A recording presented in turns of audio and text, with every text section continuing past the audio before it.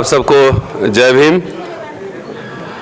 कोई औपचारिकता नहीं, आप सब इस कार्यक्रम में आप सब ने शिरकत की है, इसके लिए आप सबका शुक्रिया और आभार। सबसे पहले मनोज जी हमारे साथी भी हैं और राज्यसभा के मेंबर भी हैं, तो आरजेडी तेजस्वी जी और मनोज जी का शुक्रिया और पेश करता हूं, क्योंकि डबल शुक्रिया इनको। एक तो संविधान के पक्ष में खड़े होने के लिए और दूसरा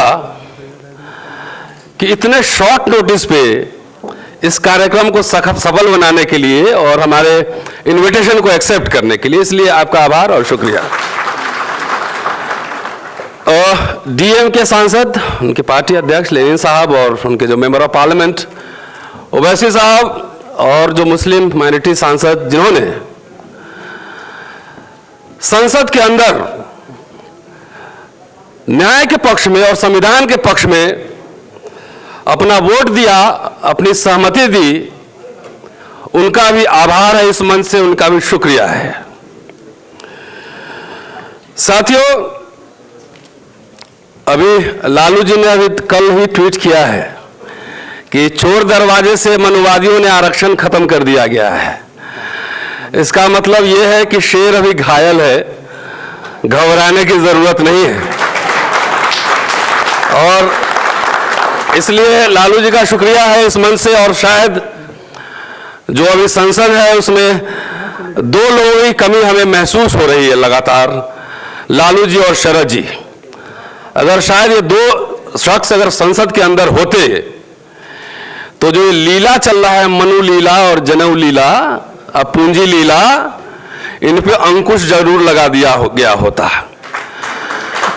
लेकिन उस परंपरा की कड़ी को तेजस्वी जी ने और मनोज जी ने आगे संभाला है, बढ़ाया, और मुझे उम्मीद है कि वो आगे इसको बढ़ाएंगे। साथियों, आज मैं शुक्रिया के मूड में हूं ज्यादा, और शुक्रिया देते देते अपनी बात कह जाऊंगा कि मेज थपथपाऊ सांसदों का भी शुक्रिया। मेज थपथपाऊ सांसदों और मंत्रियों, विशेष रूप से दलित, अनुसूचित जाति और जनजाति सांसद और मंत्रियों, रामविलास जी, अठावले जी और महामहिम राष्ट्रपति जी का भी शुक्रिया। अब थोड़ा आप अचंभित होंगे कि उस जनेऊ बिल पे पेश करने वाले सांसद गहलोत साहब, दलित,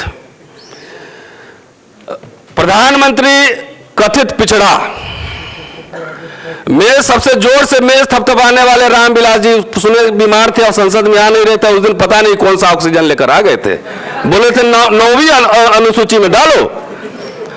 अठावले साहब मंत्री जी, सब लोग का जो मेज थपथपा रहे थे, इसलिए कि इन्होंने ही बाबा साहब को सही साबित किया है।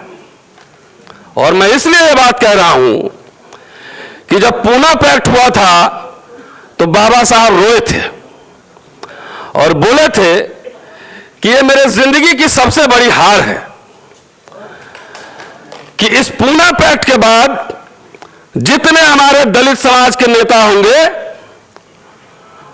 वो अपने व्यक्तिगत मुक्ति के लिए जमात की मुक्ति को बेच देंगे। वही हुआ इस संसद में।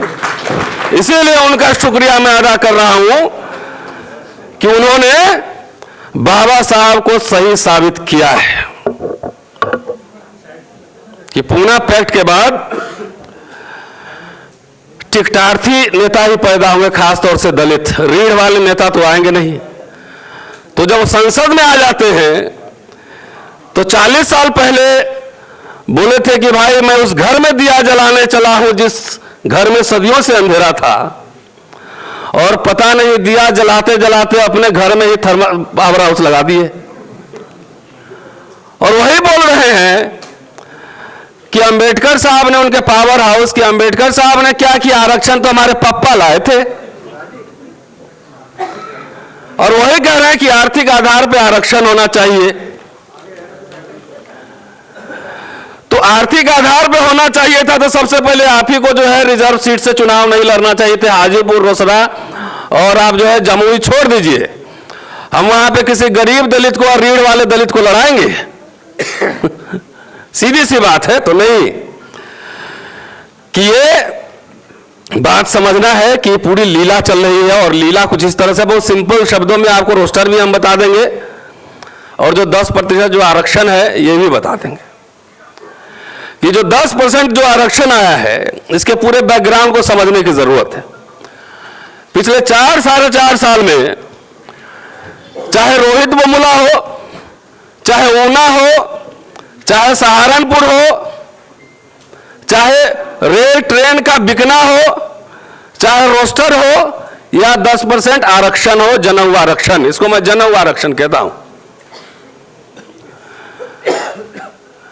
कि ये घटना नहीं, चाहे लालू जी का के खिलाफ साजिश हो, चाहे संजय यादव पे हमले हो मोतिहारी यूनिवर्सिटी में, चाहे दलित बैकवर्ड को मारा जा रहा हो, चाहे रोस्टर, ये सब जो है अलग अलग आपको दिख सकते हैं, लेकिन ये अलग अलग नहीं है। ये घटना नहीं, संकेत है कि जो लोग सरकार में आए हैं उनकी आस्था संविधान, सामाजिक न्याय, धर्मनिरपेक्षता, ये तमाम बहुलतावादी स्वरूप इस भारत के, उसमें इनकी दिलचस्पी नहीं है। इनकी दिलचस्पी है मनुस्मृति में है। तो 4 साल से मनुस्मृति तो हमने देखा नहीं था, लेकिन ट्रेलर हमने देख लिया फिल्म का।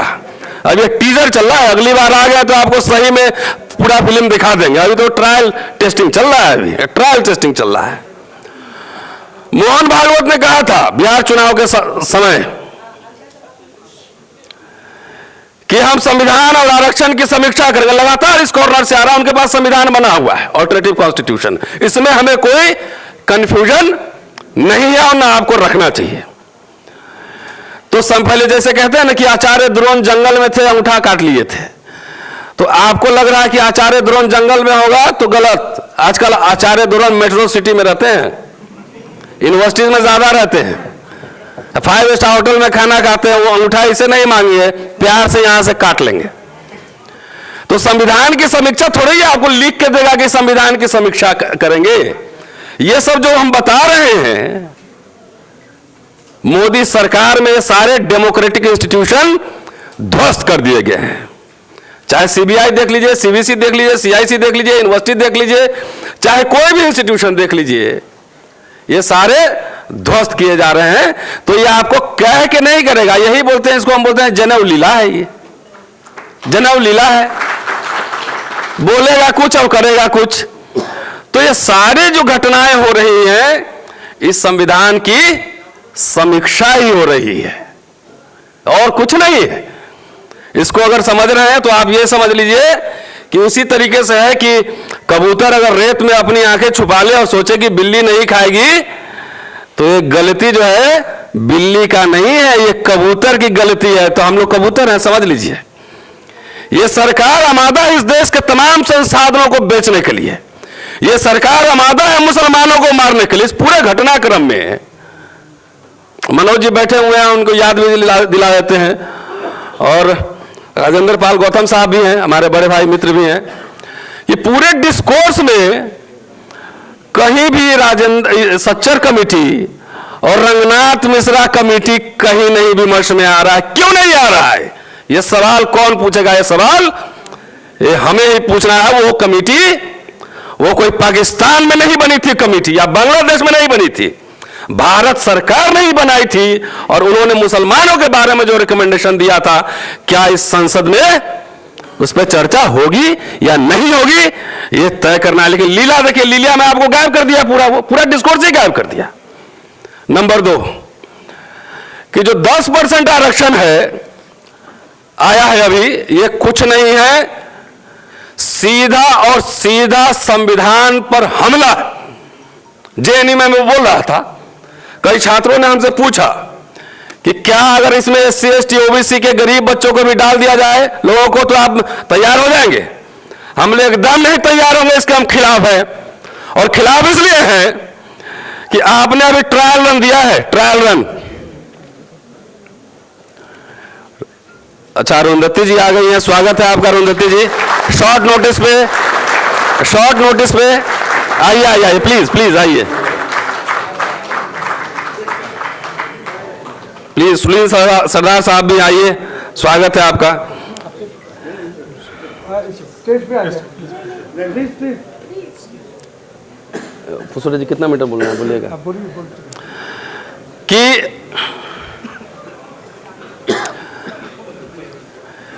ये मुझसे पूछा गया, मैंने कहा कि आपने पेंडारा बॉक्स खोल दिया है। आज 10% के नाम पे आपने जो है संविधान के फंडामेंटल से आपने छेड़छाड़ कर दी, तो इसकी बात की क्या गारंटी है कि आप अगली बार ये नहीं कहेंगे कि हिंदू राष्ट्र बनाना है और हमारे लोग ऐसे मेज थपथपाएंगे, ऐसे ही कहेंगे कि मैं तो हिंदू ही हूं। इस बात की क्या गारंटी है? हमारे लिए सोशल जस्टिस जितना इंपॉर्टेंट है, उतना ही इंपॉर्टेंट सेकुलरिज्म भी है, उतना ही इंपॉर्टेंट प्लुरलिज्म भी। हम उसमें विश्वास करने वाले लोग हैं। इस बात को समझना, हम खाली सोशल जस्टिस के लिए नहीं लड़ रहे हैं। हमारे लिए माइनॉरिटीज इस देश का उतना ही महत्वपूर्ण है, उसकी रक्षा सुरक्षा, उसका रोजगार भी हमारे लिए महत्वपूर्ण है। ये हमारी क्लैरिटी है। इसलिए SC ST OBC के साथियों, जो आपको ये भरमाए कि 10% आरक्षण से आपका कुछ नहीं जाने वाला है, आपको गलत समझा रहा है। आपका भी उसमें से जा रहा है। साथ साथ इनके भविष्य की तैयारी है कि मुसलमान के खिलाफ आपको हिंदू बना के खड़ा करेगा। इस साजिश को समझिए, इस साजिश को समझना है कि संसद पे तो आतंकवादियों ने हमला किया था, लेकिन इस बार जो हुआ है ये आर्थिक आधार पर आरक्षण, जब बाबा साहब अंबेडकर थे और नेहरू जी थे उस समय भी चर्चा चली थी, लेकिन संसद ने इसको सिरे से खारिज किया था कि संसद पर तो आतंकियों ने हमला किया। लेकिन इस बार हमला हुआ अंदर से हुआ है, और इस बार डेमोक्रेटिक तरीके से संविधान, संसद के अंदर संविधान की हत्या का पहला जो है ये प्रयास शुरू हो गया है। इसलिए हम 10% जन आरक्षण के खिलाफ हैं। आरक्षण कोई गरीबी उन्मूलन प्रोग्राम नहीं है, आरक्षण प्रतिनिधित्व है।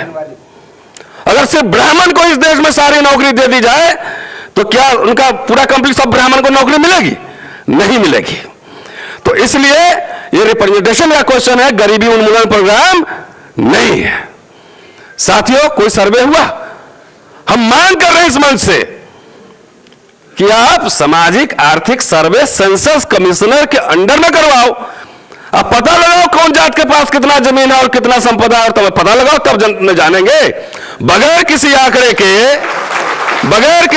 के तो मान्यवर, ये लीला मैं समझता हूं, डेस्परेशन। 5 चुनाव हार गए और अभी समझ में नहीं आ रहा है, तो डेस्परेशन में आपने रोस्टर की लीला, 10% आरक्षण की लीला, तो 19 में आज की ये तारीख, आज का ये प्रोग्राम, ये सिर्फ कॉन्फ्रेंस नहीं है, ये महासंग्राम का आगाज हो रहा है कि आप कोई सरकार उखाड़ देंगे। 19 के चुनाव में सरकार उखाड़ देंगे। गरीबी उन्मूलन के तमाम सैकड़ों कार्यक्रम में कुछ और चला लीजिए। अडानी अंबानी को किसने अधिकार दिया है कि पूरा देश लूट लेने के लिए? आरक्षण इतना मोहब्बत है गरीबों से। तो एक काम करो, हम SC ST OBC वाले अलग हट जाते हैं। पहले प्राइवेट सेक्टर में अपर कास्ट के लिए गरीब आदमी का आरक्षण लगाओ, तब जाने ना। हम चाहते हैं कि गरीब अपर कास्ट के गरीब लोगों को 50% प्राइवेट सेक्टर में आरक्षण लगाओ। 50% करेंगे हुजूर? तो ये ड्रामा, ये लीला, ये नौटंकी हम लोग समझते नहीं है क्या? ये सब समझते हैं। साथियों, बहुत सारे स्पीकर हैं, एक पॉइंट और बोलूंगा कि इसलिए 10% आरक्षण का हम लोग विरोध कर रहे हैं कि इसमें फंडामेंटल स्ट्रक्चरल प्रॉब्लम है, और यह तानाशाही हिंदूवादी सरकार की ओर ले जाने वाला कदम है। इसीलिए हम इसके खिलाफ हैं। दूसरी बात, जो रोस्टर का आया है, ये भी एक लीला ही है। सीधा और सीधा समझिए खेल। ये रोस्टर और कुछ नहीं है, ये भारत सरकार का IAS ऑफिसर बुलाइए सेक्रेटरी गवर्नमेंट ऑफ इंडिया को, और यहां मैं बोर्ड लगाता हूं, अगर वो रोस्टर से हमको समझा दे कि कैसे जो है सोशल जस्टिस पूरा हो जाएगा, तो मैं दावे के साथ कह सकता हूं मैं नौकरी रिजाइन करके यहां से चला जाऊंगा। ये रोस्टर फिक्टिशियस है, ये लीला है, इसमें बेईमानी है। इसलिए हम रोस्टर व्यवस्था के ही खिलाफ हैं, रोस्टर व्यवस्था के खिलाफ हैं। अब पूछे कैसे? आप सबरवाल केस बार बार कोर्ट होता है, तो सवरवाल केस मान्यवर प्रधान जी और जो न्यायालय में जज बैठे हुए हैं उनको ये सवरवाल केस टोटालिटी में पढ़ना चाहिए था। उसमें क्या लिखा है निर्णय, आपको सिंपल समझा रहा हूं कि उन्होंने लिखा है कि अब अपॉइंटमेंट होगा वैकेंसी बेस्ड नहीं होगा, पोस्ट बेस्ड होगा, नंबर 1। ठीक है भाई, जो ये post based roster is post based. लेकिन दूसरा लाइन है, मेरे पास कॉपी है, अभी टाइम कम है, नहीं तो मैं आपको पढ़ के सुना देता। दूसरा लाइन लिखा हुआ है कि वैकेंसी बेस्ड रोस्टर तब तक चलना चाहिए जब तक SC ST OBC का रिप्रेजेंटेशन पूरा ना हो जाए। और प्रधान जी आप जरा डेटा तो निकालो, चाहे हर सरकारी से, मैं खाली यूनिवर्सिटी की बात नहीं कर रहा मैं, यूनिवर्सिटी तो रणभूमि बना हुआ है मनुवाद और अम्बेडकरवाद का।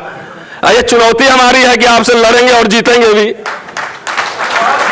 कि ये आप पहले आंकड़ा निकालो सवरवाल केस को ही हमको उसी पे बात करते हैं अभी कि क्या यूनिवर्सिटी में ग्रुप ए सर्विसेज में ऑल सेक्टर्स में SC ST OBC का रिप्रेजेंटेशन पूरा हो गया है क्या? जब नहीं हुआ है तो पोस्ट बेस्ड ये लीला क्यों कर रहे हो? ये हमें मत घुमाओ रोस्टर के जाल में, रोस्टर के रार में हम ना फंसने वाले हैं। हम रोस्टर व्यवस्था के खिलाफ है। मनोज जी बैठे हुए हैं, तेजस्वी जी आएंगे, उनको ब्रीफ कीजिएगा, कुछ कागज मैंने लाया है। हम वैकेंसी बेस्ड नौकरियां चाहते हैं, वैकेंसी बेस्ड। इसका मतलब क्या हुआ कि 200 आया तो सीधा 100 इधर और 100 इधर, और उसमें अगर 10 आदमी आपके SC ST OBC जनरल में कंपीट कर गए तो जनरल में ही माने जाएंगे वैकेंसी बेस्ड रोस्टर में, वैकेंसी बेस्ड अपॉइंटमेंट में। अब इसकी लीला मैं समझा रहा हूं पोस्ट बेस्ड का। 13 पॉइंट और जो रोस्टर चल रहा है भारत में, इसके हिसाब से क्या है, 9 पोस्ट जो है वो सीधा और सीधा सवर्ण आरक्षण है और कुछ नहीं है। सवरवाल केस में लिखा हुआ है कि जो SC ST OBC मेरिट में जाएगा उसको मेरिट में कंसीडर करना है, दूसरा नंबर पॉइंट है। लेकिन मेरे पास तो मेरिट है, मैंने बहुत सारी किताब लिखी है। चलते हैं दिल्ली यूनिवर्सिटी के वाइस चांसलर से पूछते हैं, प्रोफेसर बनाओगे ओपन में? नहीं बनाएगा। वो तो रिजर्व में भी हमको रखने में प्रॉब्लम हो रही है उनको कि पता नहीं हम भी लीला कर देंगे है? तो जब रिजर्व पूरा करने में आपको प्रॉब्लम हो रही है तो आप बनाओगे क्या जनरल में? नहीं बनाओगे। तो उसमें जो पोस्ट बेस्ड है कि 3 OBC 1 SC और ST का तो समझ लीजिए नंबर ही नहीं है। अगर 13 अपॉइंटमेंट हो गए 30 साल नौकरी का तो 400 साल बाद जो है ST का नंबर आएगा, 400 साल बाद आएगा। तो 400 साल इंतजार कीजिए, समाज में आएगी। इस मोदी सरकार ने 50,000 भावी के SC ST OBC प्रोफेसरों के हितों की हत्या कर दी है। यह है इसमें खेल, यह है खेल। अगर 50,000 अपॉइंट होते, उसमें से 5,000 इंटेलेक्चुअल्स निकलते तो इस देश का पॉलिटिकल ज्योग्राफी हम लोग बदल देते। तो यह लीला आरक्षण को खत्म करने के लिए। अब पोस्ट बेस्ड में क्या है, जैसे IAS के एग्जाम में 10 आपके बच्चे अगर मान लिए कि जनरल में कंपीट कर गए तो आपको तो लगेगा कि जनरल में गया, लेकिन अगले साल जब वैकेंसी आएगी तो आपको SC ST का जितना जनरल में जाएगा उससे नंबर घटा देगा, कम कर देगा। इसीलिए 50% से ज्यादा आपको बढ़ने ही नहीं देगा कभी। यही लीला है उसमें। यह बात हम लोग समझ नहीं पा रहे हैं। अब मैं रोस्टर पर रिसर्च करने लगा हूं। मैं अब इसमें आर्टिकल लिखूंगा कि रोस्टर के राह हम सबको भारत भर में चक्का जाम हो जाना चाहिए, चक्का जाम हो जाना चाहिए कि हम रोस्टर नहीं चाहते हैं, हम रोस्टर नहीं चाहते हैं, हमको वैकेंसी बेस्ड अपॉइंटमेंट कराना है। 50% चाहिए, और जो हमारे जनरल में जो लोग जाएंगे जनरल में उनको कंसीडर करना चाहिए। साथियों ये बात है।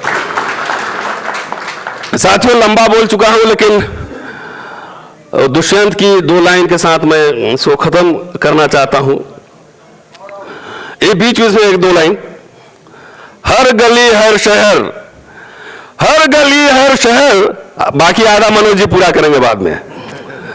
हर गली हर शहर, हर नगर हर गांव में हाथ लहराते हुए हर लाश चलनी चाहिए। मेरे सीने में नहीं तो तेरे सीने में सही, मेरे सीने में नहीं तो तेरे सीने में सही, हो कहीं भी आग लेकिन आग जलनी चाहिए। उठिए, जागिए। जब पूरे शहर में बम गिर रहे हो तो आप कितना भी अपना घर बुलेट प्रूफ बना लेंगे, आप भी नहीं बचेंगे। ये लड़ाई आपकी नहीं, आपके आने वाली पीढ़ियों की लड़ाई है, आपके बच्चों की लड़ाई है। लोहिया कहा करते थे कि जब सड़कें सुनसान हो जाती है तो संसद आवारा हो जाता है। तो संसद आवारा होने के कगार पे है। मनोज जी भी बीच में बैठे हुए पकड़ने के लिए। तो संसद आवारा होने के कगार पे है, इसलिए अपने आत्मसम्मान, स्वाभिमान, अपने बच्चों के भविष्य के लिए सड़क को पाट दीजिए, तभी आप भी बचेंगे और आपका भविष्य, बच्चों का भविष्य भी बचेगा। शुक्रिया साथियों, जय हिंद।